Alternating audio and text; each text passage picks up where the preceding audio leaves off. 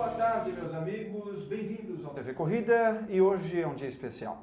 Você já viu falar isso umas 38 vezes, mas todas as vezes era verdade. E hoje eu tenho como provar que continua sendo verdade. Por quê? Porque ao meu lado está um patrimônio do jornalismo automobilístico nacional. Está aqui o que Pelé é para o futebol, ele é para o jornalismo do automobilismo. Está aqui comigo Carlos Lua. Tudo bom? Tudo bem, doutor? Tudo bem? Nossa, que responsabilidade. Pois é, daí você vê. Pelé. Qual a receita para ganhar a Fórmula 1 2017? Imagina, estou brincando, não é essa a pergunta. Não sei. Também eu posso dizer para vocês que eu não sei. Muito bem, bem-vindo ao clube. Obrigado. Bom, para quem não conhece, o Carlos é um grande jornalista de automobilismo que cobre todas as categorias. Você tem uma roçadeira de grama, ele sabe a história dessa categoria. Tudo que tiver carro se mexendo, ele sabe. Como ele mesmo falou aqui na sala de espera, ele assiste mais ou menos umas 10, 12 corridas por fim de semana. Então, se alguém sabe de alguma coisa é ele, e se alguém pode perguntar, é você. Mande a sua pergunta aqui pelo Twitter, o @InácioF1, e ele vai responder para vocês com grande alegria e contentamento. Já tem gente entrando aqui mandando pergunta. Já tem o Patrício Riso mandando a pergunta para o Carlos Lua. Carlos, ele pergunta assim: Carlos, você que entende bastante de automobilismo, como você vê o papel da CBA no desenvolvimento de categorias de base no Brasil? Muito bem. A CBA tem um papel fundamental para conseguir fazer com que todas as corridas sejam realizadas, organizadas e disputadas dentro das regras da Federação Internacional do Automóvel. Todo mundo fala Federação Internacional do Automobilismo, mas não é, Federação Internacional do Automóvel. A Confederação, que é brasileira de automobilismo. Então a CBA, o papel da CBA é importantíssimo, é fundamental. Agora, isto posto, ela ter que fazer categoria não é o caso, não é função dela. Ela tem que apoiar quem faz as categorias. Ela tem que dar condições para que quem faça as categorias de apoio, de base, de escadinha, chame como você quiser, ela tem que dar condições para isso daí. Isso é o que falta no automobilismo brasileiro. Falta esse degrau que a gente tem o kart, sai do kart e tem um grande salto até você conseguir chegar na Fórmula 3. Né? No meio do caminho. Pois é, inclusive no Brasil nós tivemos, historicamente, várias categorias com essa proposta. A gente teve a Fórmula V, a Super V, depois tivemos Fórmula Ford, Fórmula Chevrolet, Fórmula Renault, Fiat que do Massa, que ele fez, enfim. Não, antes da Fórmula do Massa. Mas de Fórmula? De Fórmula, tinha Fórmula Fiat. Depois teve essa Fórmula do Massa, mas a Fórmula Fiat não era do Uno. Não, antes tinha. Essa eu não sabia. Tudo isso daí já foi tentado e feito. Acho que precisa agora o pessoal botar a cabeça para funcionar e imaginar uma categoria nova. Você vê, por exemplo, essa Fórmula Futura do Massa. Fórmula Futuro, que antes se chamava Fórmula Future, né, e depois mudou para Fórmula Futuro. A categoria acabou por total falta de organização técnica da categoria. Uma categoria que é cuidada por um grupo central de mecânicos e engenheiros, tira aquilo que é o fundamental da corrida, que é a disputa, que é a criatividade, que é fazer com que as pessoas, quer dizer, o piloto, o seu engenheiro, os seus mecânicos, façam alguma coisa melhor. A categoria acabou por custos enormes, aí não sei se é um fator Brasil ou o que é, mas tudo isso a categoria sumiu, foi embora.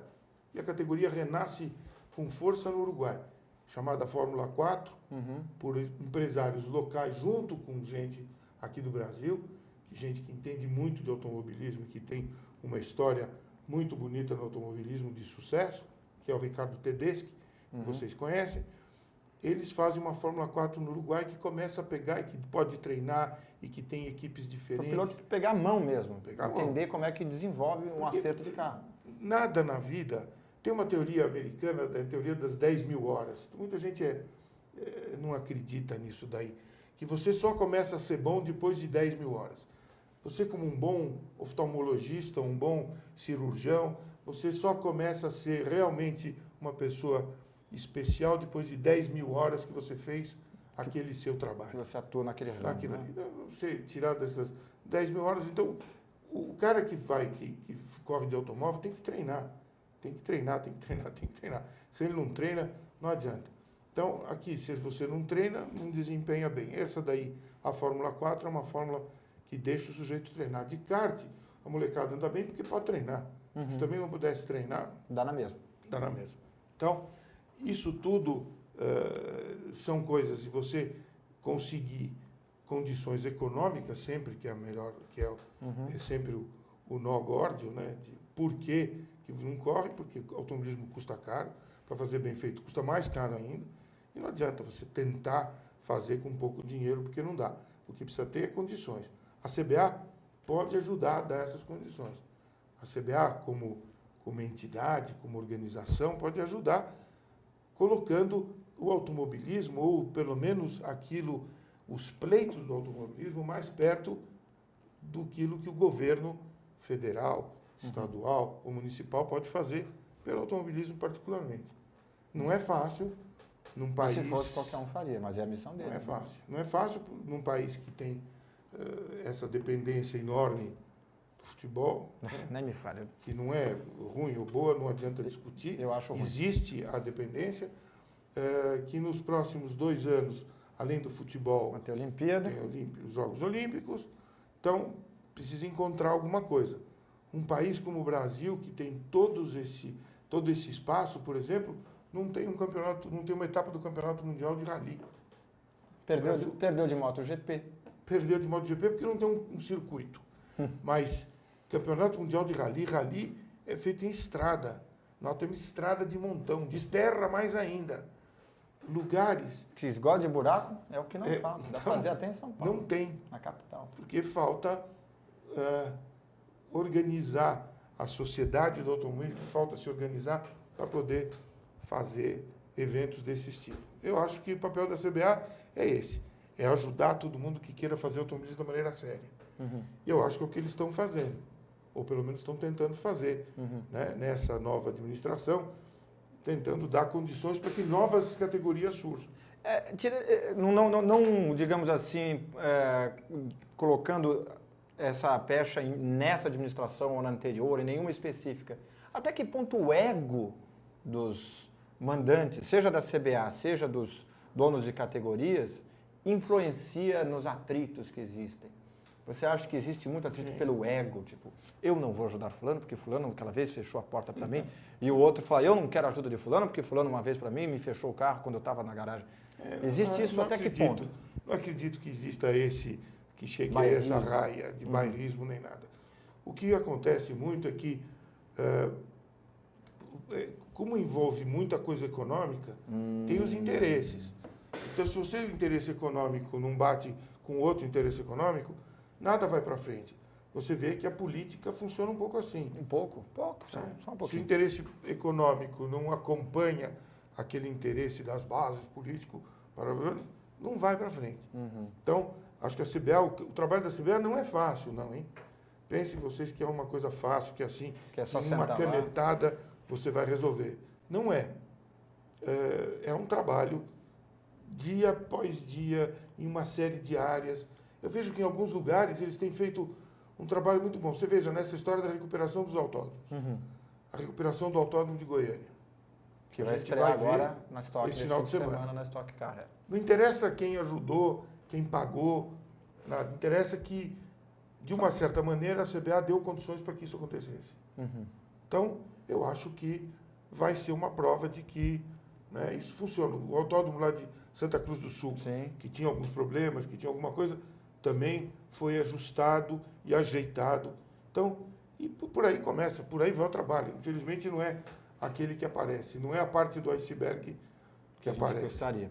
Pergunta do seu... Aliás, ele está mandando um grande abraço a você, o Ricardo Dívila. Ricardo Dívila está assistindo o programa. Ricardo, que já esteve aqui algumas vezes e está convidado a voltar. E pergunta, por que não se resolve a crise no automobilismo brasileiro? Onde está a nova geração de pilotos? Eu responderia o seguinte, Ricardo, onde está a nova geração de engenheiros? Onde está a nova geração de projetistas? Onde está a nova geração de pessoas que respiram o automobilismo como você respirou? Eu conheço o Ricardo Dívila desde a época da Faculdade de Engenharia Industrial, da FEI. O Ricardo de Villa, que tem uma história não só longa, mas de enorme sucesso em todas as categorias. Até hoje ele continua ganhando corrida, até mesmo com essa... E você vê, o Ricardo é um cara que ele é um nome forte da Nissan. Ele acompanhou e soube se transformar esse mundo novo, porque ele é o sujeito que levou à vitória essa molecada toda que se formou, que nunca tinha corrido de kart antes e que se formou nos videogames. Uhum. Ele botou o Ordóñez, o Medenborough para correr e ganhar a corrida. Alguém que partiu disso daí. É uma coisa sensacional. O Ricardo conhece tudo. O que fazer com a nova geração é treinar melhor eles.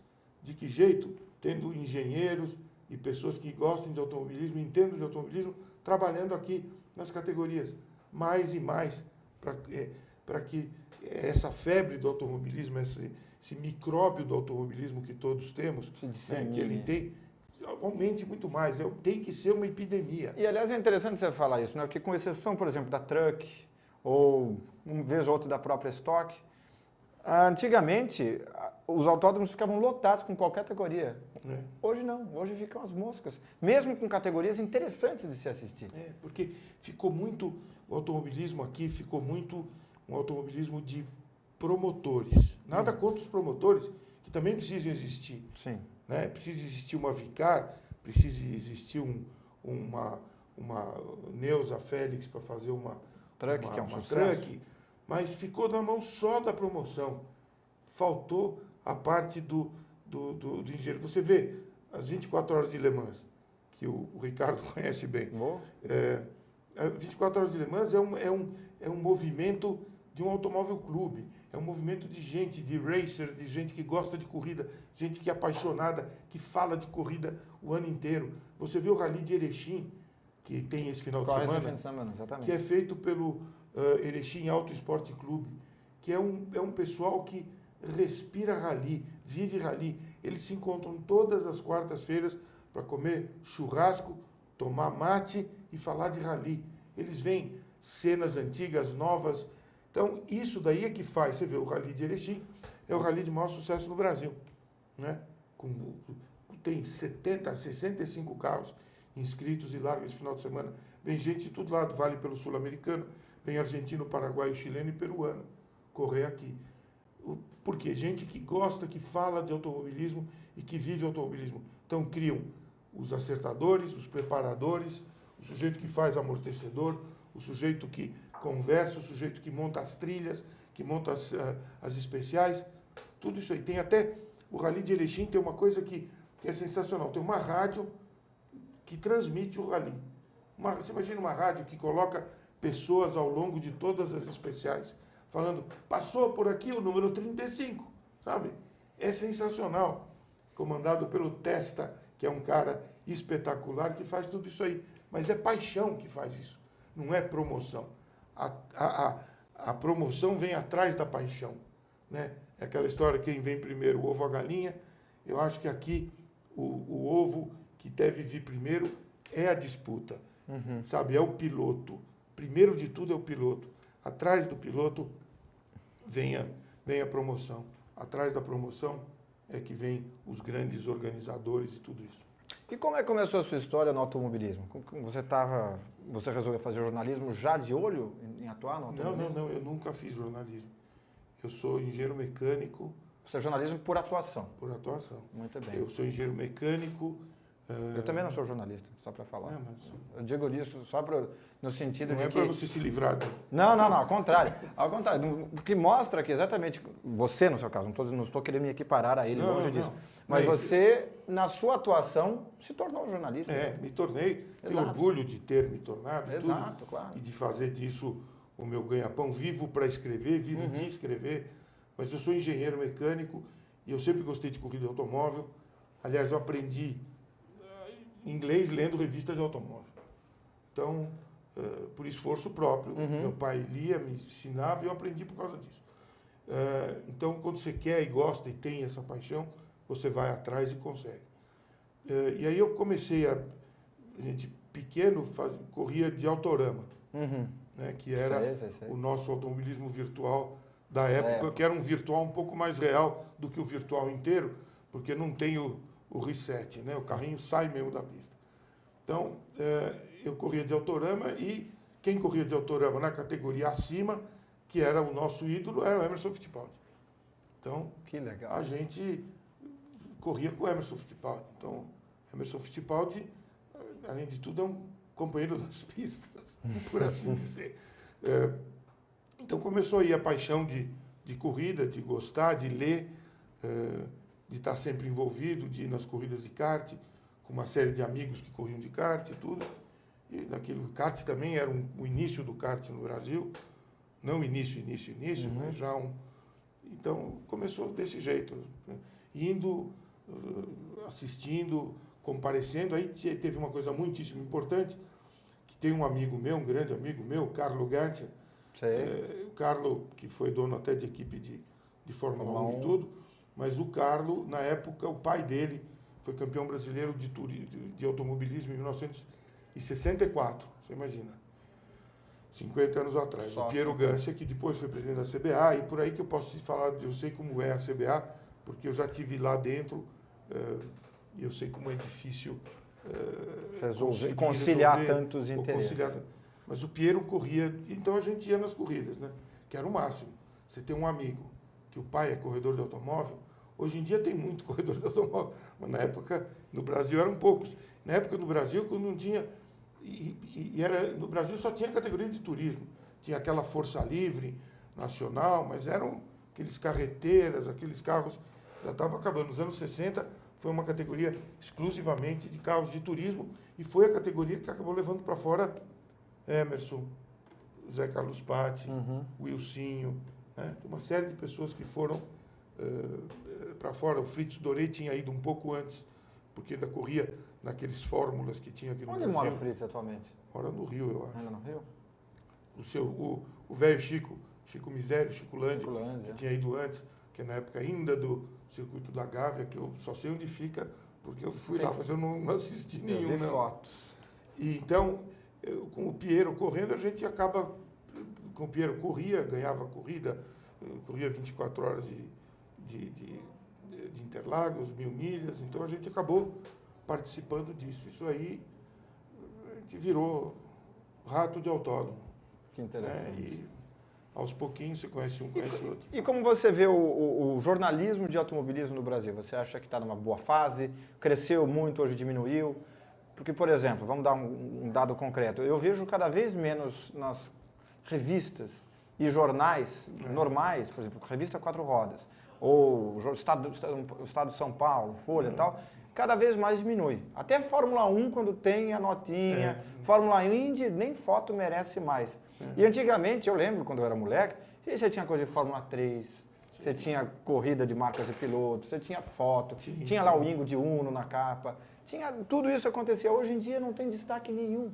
Porque a mídia mudou muito, né? A mídia, por causa da internet, por causa dos smartphones, dos iPads, e de tudo isso, foi para um outro lado, tem uma outra velocidade.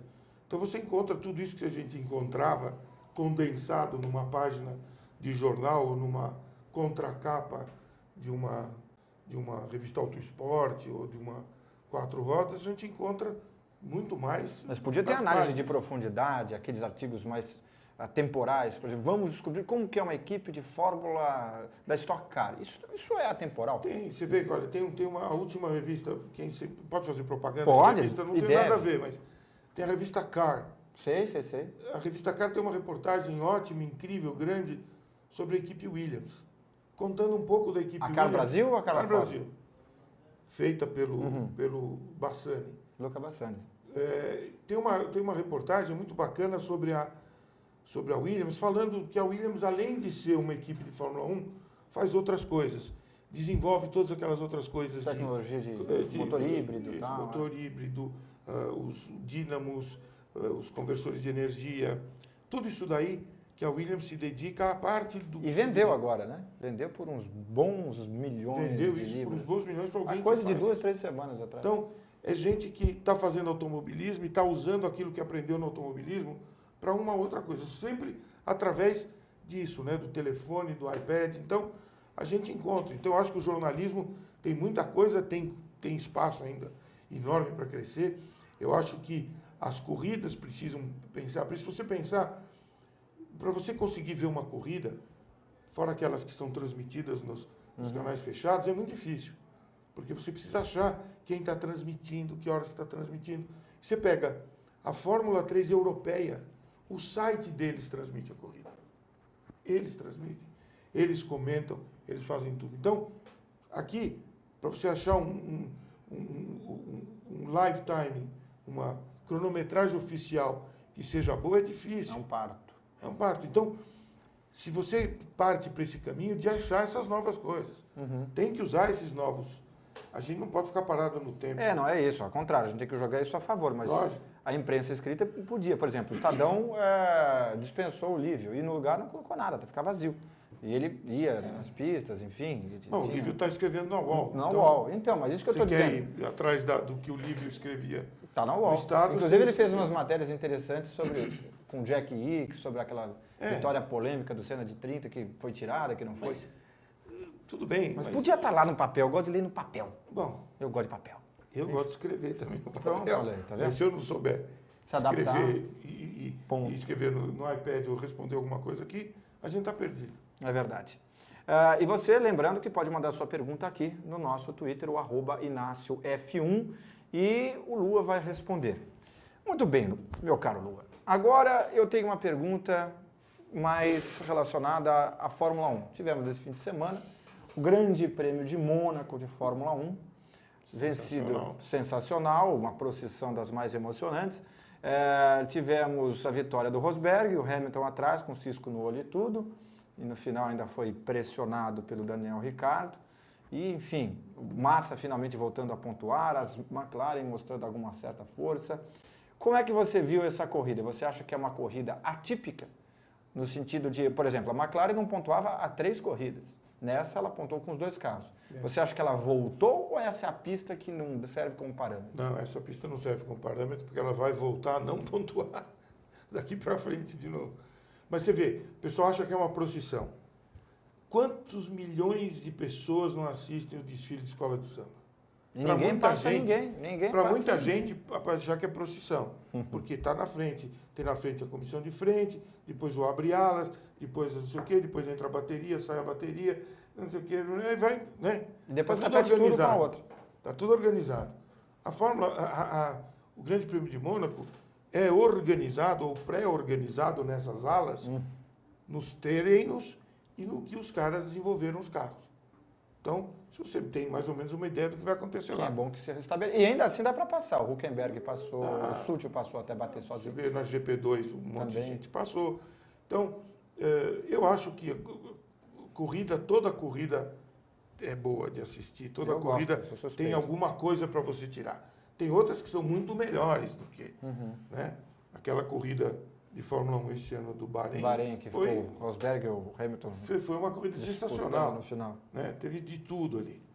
Agora, o que eu achei, a briga na Mercedes, que no início parecia que era alguma coisa que estava sendo feita para vender espaço, né? Estava sendo combinada, porque afinal de contas eu vi o Rosberg e o Hamilton em 1989 no Grande Prêmio, no Campeonato Mundial de Kart, né? 99. No Campeonato Mundial de Kart em Braga, os dois na mesma equipe. Quer dizer, eles se conhecem há muito tempo, né? Essa história do... Você acha que é fabricado, então? Eu acho que no começo eu acho que era. Agora parece que a coisa ficou meio, né? Sobretudo pelo difícil. Hamilton, né? O Hamilton que falou que ele tem mais fome do que o... Isso, porque outra é criada Berço playboyzinho. Esplêndido, não sei o quê. Ninguém pode lembrar para o Hamilton que ele, com 13 anos de idade, ele foi adotado pela McLaren, pelo Ron Dennis. Então, ele não pode falar muito disso. E antes dos 13, eu não sei se ele lembra bem, se sofreu muito ou E não. você falou uma coisa interessante. O que parece que o Hamilton está tentando fazer uma guerra psicológica com o Rosberg. Mas, historicamente, se a gente for lembrar dos últimos anos, quando tem um embate psicológico, é ele que costuma sair perdendo. Você acha que ele está acertando na estratégia, porque ele costuma ser o que espana. Por exemplo, nesse mesmo GP, ele já ficou dando pitizinho no rádio com o engenheiro. Então, eu não sei como é que ele já fomenta outro, né? uma guerra psicológica quando ele é o grande prejudicado exatamente por não ter essa fibra de manter. O Hamilton é conhecido por essas decisões dele. Quando ele brigou com o pai, resolveu assumir essa coisa mais festeira, esse lado festivo. Rapper. Rapper, amigo de celebridades. Isso daí não fez nada bem para a carreira dele. Ele voltou para trás, guia para chuchu, né? Então, o Grande Prêmio de Mônaco, tem sempre uma coisa boa de ver. Tem sempre a largada do Kimi Raikkonen foi sensacional. Foi ótimo, foi para quatro. Passar por fora de todo mundo, por cima de todo mundo. Até ser furado o pneu pelo Max Chilton. Pelo Chilton, que terminou mais um Grande Prêmio. Olha, que marca fantástica. Ele termina todos, né? Parece aquele piloto que tem um recorde a cada corrida na Stock Car. É isso aí. Você sempre acha, você vê. E a Marussia fez ponto. Então você imagina. 2, né? Na falta de 2. 2. Você imagina a Marussia, tem mais ponto que a Sauber. Tudo isso é lenha para as nossas fogueiras de apaixonados por automobilismo. E eu costumo dizer que a gente, na verdade, a gente tem que prestar sempre, a primeira atenção, tudo tem que prestar atenção no piloto. Nós todos, jornalistas, engenheiros, todos nós somos meros catalisadores. Você sabe que um catalisador é algum elemento que faz parte de uma reação química. Ele acelera. Que acelera a reação química. Retarda, né? Mas, no final, ele não é parte da reação química. Né?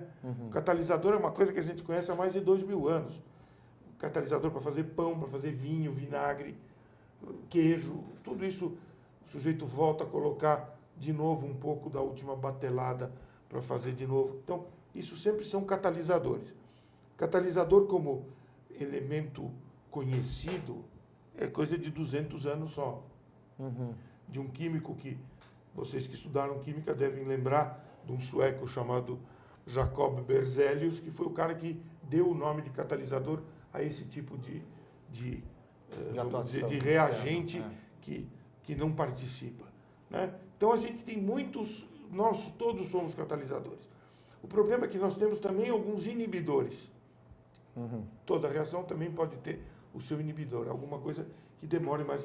E esses inibidores são, muitas vezes, vamos dizer, as federações, confederações, em qualquer lugar do mundo, que inibem, de certa maneira, a burocracia. A burocracia, de muita maneira.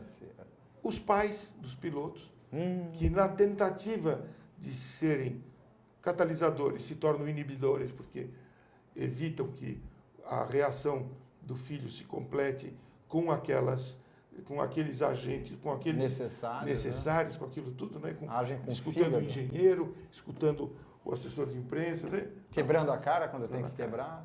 Então, a gente, nós como os catalisadores, você fazendo esse programa aqui e colocando toda semana no ar e continua no YouTube e tudo, falando de automobilismo, você está fazendo o seu papel. Você está ajudando a acelerar a carreira de uma opção de gente, ou de, pelo menos, formar a ideia para a carreira de uma opção de gente. Né? Inclusive, uma coisa que eu faço questão sempre que eu recebo gente aqui no programa é mostrar, por exemplo, patrocinador. Uma coisa rara, difícil de conseguir no automobilismo brasileiro.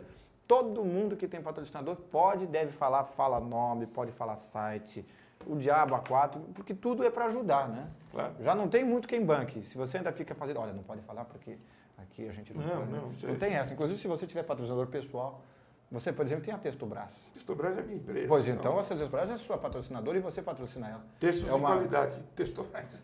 Muito bem, muito bem. E qual é o site da Textobras? www.textobras.com. Pronto. Sem BR. Sem BR. Está dada a dica. Textobras é uma estatal do texto. Tem a Eletrobras, a Petrobras.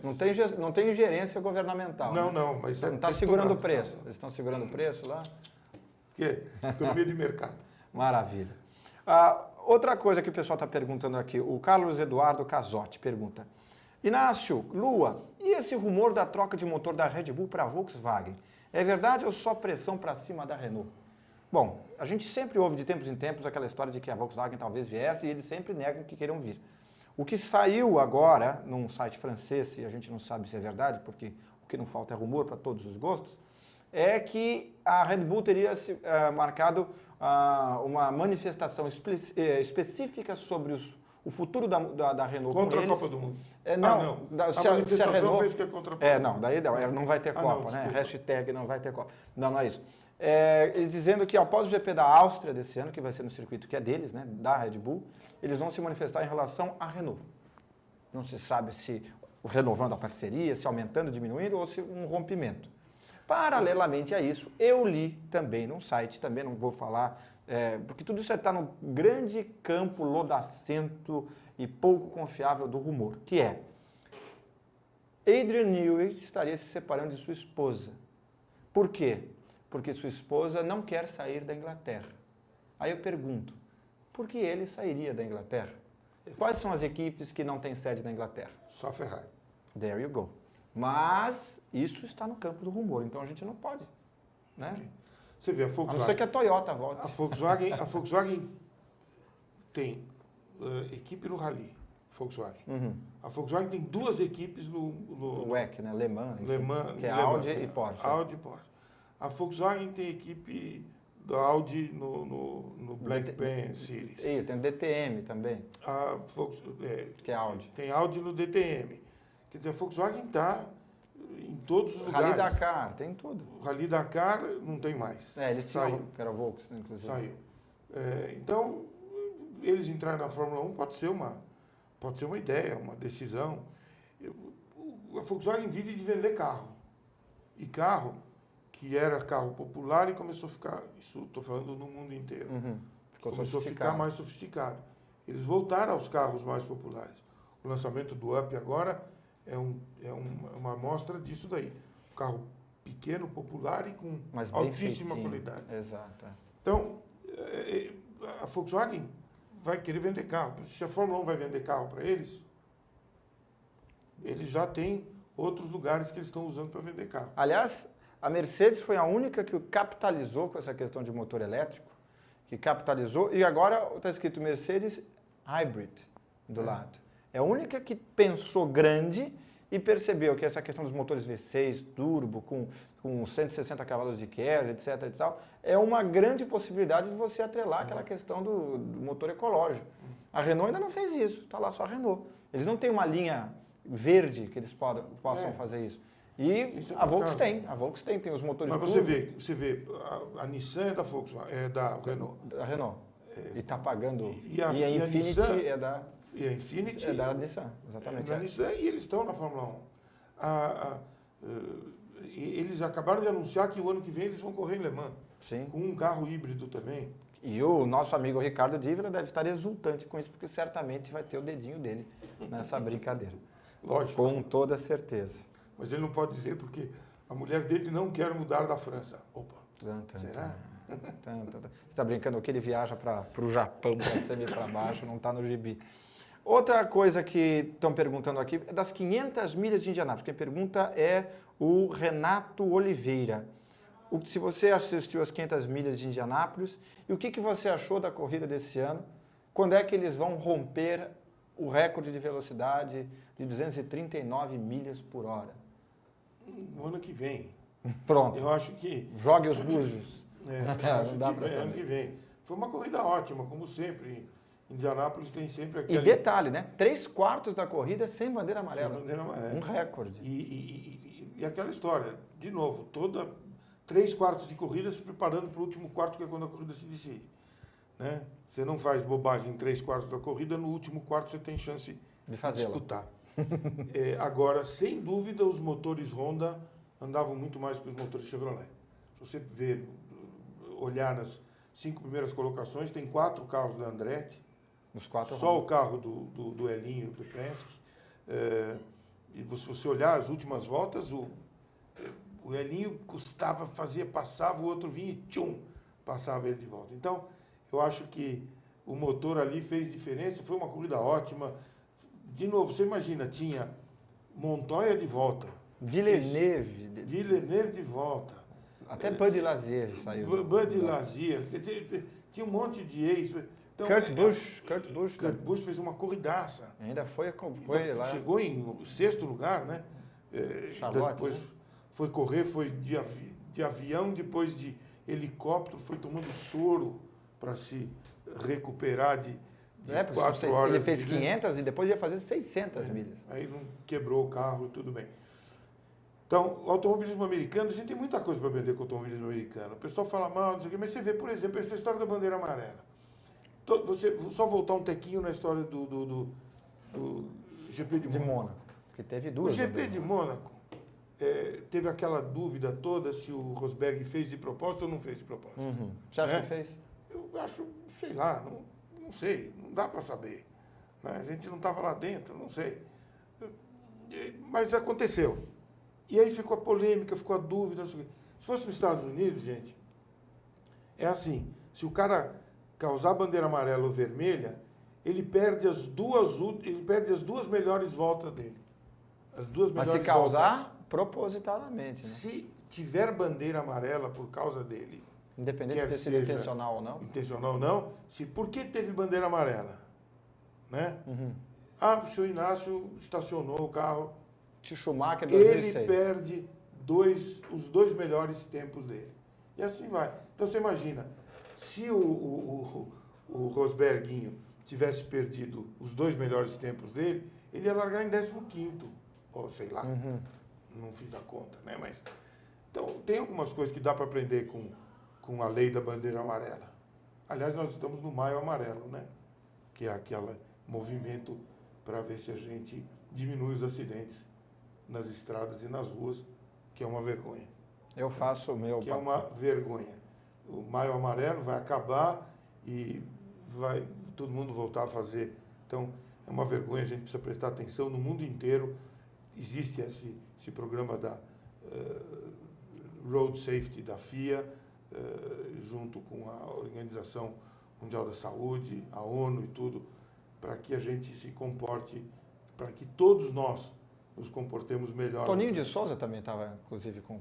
Toninho de Souza tem um programa diferente. Mas também em parceria com a FIA, não era uma coisa assim? Ele tem um programa que é muito bacana, muito bem feito, chamado Se Essa Rua Fosse Minha. Se Essa Rua Fosse Minha, e aí... Ele mandava ladrilhar, não? Mandava ladrilhar e... Piadinha infame. Agora, acho que a gente precisa pensar o que tudo isso pode contribuir para que no dia a dia... E aí volta a história da educação no trânsito. E educar precisa treinar, que nem piloto. Se não andar e treinar, não vai ser piloto. Nada substitui a experiência. Nada substitui a experiência. Aliás, queria mandar um abraço para o Pedro Rodrigo, que está sempre acompanhando o nosso programa e transmitindo pela sua rádio High Speed Brasil. Ele que também é da Escola de Pilotagem Interlagos, uma escola que eu recomendo e que já fiz curso, sou piloto graduado pela Escola de Pilotagem Interlagos. Então, tá vendo? Sou piloto, olha só. Está precisando apenas de uma oportunidade. Atenção, patrocinadores. Se não precisa de dinheiro mesmo. Então, patrocinadores, vocês vão levar um piloto e ganhar um apresentador. Olha só, dois vocês em um. Patrocinam o carro e ele aparece aqui a marca. Eu sou piloto, apresentador e anticaspa. É igual shampoo. Olha que beleza. 3 em 1. Tudo 3 em 1. Ai. Última perguntinha para você aqui. É relacionada a uma história que eu fiquei sabendo. Que você já recebeu em sua casa Frank Williams. Conte dessa história. Frank Williams, dono da equipe Williams, de Fórmula 1. Mas na época ele ainda não era dono de equipe de Fórmula 1. Como é que é essa história? Não, na verdade, o Frank... É um querido. É um racer, é um cara muito legal. A gente conhece o Frank há muito tempo. Eu conheci o Frank em Imola, numa corrida de Fórmula 2. Ainda tinha Fórmula 2. O Moco, o Zé Carlos Patti, corria com o Frank Williams, patrocínio do Banco Português do Brasil. Estou fazendo propaganda de um banco que não existe mais. Ok, vamos falar do Banco Nacional, Bamerinos. Vamos lá, exato, e aí vai, a lista é longa. Dá para botar todos aqui. O Frank, o Moco corria, ganhou essa corrida em Imola, corria o Moco e o Wilsinho, não na mesma equipe, em outra equipe o Wilsinho corria. O Moco ganhou e a gente ficou amigo um dos mecânicos do Frank Williams era o Herbie Blasch. Sei. O Herbie Blasch é esse sujeitinho. O homem das credenciais. O cara que vocês veem, um cabelinho branco, meio gordinho, baixinho, que recebe os pilotos quando chegam e leva os pilotos pro pódio. O Herbie trabalhava com o Frank, depois foi trabalhar com o Bernie na Brabham e trabalhou na época toda que o Nelson teve lá na Brabham. Só que quando o Bernie vendeu a Brabham, ele levou embora da Brabham todo mundo que trabalhava com ele na Brabham, estão aí. O Charlie White, que é o diretor das provas, o Herbie, todo mundo que trabalhava com ele foi Os homens de confiança. Mas, de qualquer maneira, a gente ficou na equipe, porque era um moco, era brasileiro, então você começa a conversar, falar. O Frank sempre gostou muito de corrida, estava aprendendo a falar italiano na época, sempre gostou muito da cultura italiana, de comida italiana. O Frank Williams é fanático por macarrão. A carbonara é o preferido dele. E o Frank ficou amigo da gente quando, no começo de 1972, na época, o Antônio Carlos Scavone, que foi o brasileiro que pensou e montou tudo para trazer o primeiro Grande Prêmio de Fórmula 1 para o Brasil, que teve em Interlagos, em 72, ainda era fora do extra-oficial. Quando ele veio, o Frank Williams veio e a gente conhecia o Frank Williams liga e falou: o Frank Williams está aí, vamos não sei o quê, vamos lá em casa, vamos correr no Ibirapuera. Então a gente ia correr no Ibirapuera, aquela coisa, 30, 40, 50. 30 anos atrás, 40 quilos mais leve, 50% a mais de cabelo, todos nós, a gente... Então, ficou muito amigo do Frank. Que bacana.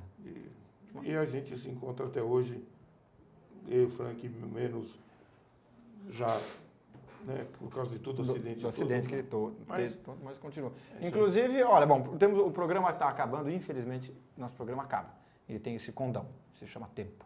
Mas eu já reitero o meu convite para que você volte aqui numa próxima oportunidade. Aí você conta mais histórias do Nelson, Eu ia te perguntar, por exemplo, do Nelson Piquet, ia perguntar do Senna, ia perguntar do Emerson, histórias do Wilsinho, do Moco, enfim, tudo isso que não deu tempo porque nosso horário acabou. Queria saber se você tem um contato, se você tem algum site que você quer divulgar, Twitter, Facebook. Eu tenho que falar, faço muita coisa junto com o Valtinho Savalha, que teve com você semana aqui, passada aqui, sim. Com a MMKT. Então, qualquer coisa na www.mmkt.com.br e seguir a história do Cantancart. A gente está montando no Cantancart tudo isso. É gente que cuida do kart, é jornalista bom. É uma categoria escola mesmo. Escola, é jornalista bom fazendo assessoria, um cara tudo tremendo. isso. Ele que não veio aqui hoje, né, infelizmente, mas um abraço para o Ricardo Monte Santo, que deve estar em casa agora. Ricardo, um abraço. Um abraço, Ricardo. Tá bom? Todos os Ricardos, né? Sim. Nós falamos aqui do de Vila, do Tedeschi, do Montesano, então... Só do Teixeira que eu não tenho um grande apreço. Mas enfim. Pessoal, o programa está acabando, foi um prazer. E semana que vem teremos outro programa TV Corrida com um convidado muito especial. Quem? Não vou dizer, porque eu ainda não sei também. Então, até semana que vem e nos falamos até lá no nosso Twitter, o @InácioF1, o site joseinácio.com e a nossa página no Facebook, que você pode e deve curtir. Tá bom? Um abraço e até semana que vem. Tchau.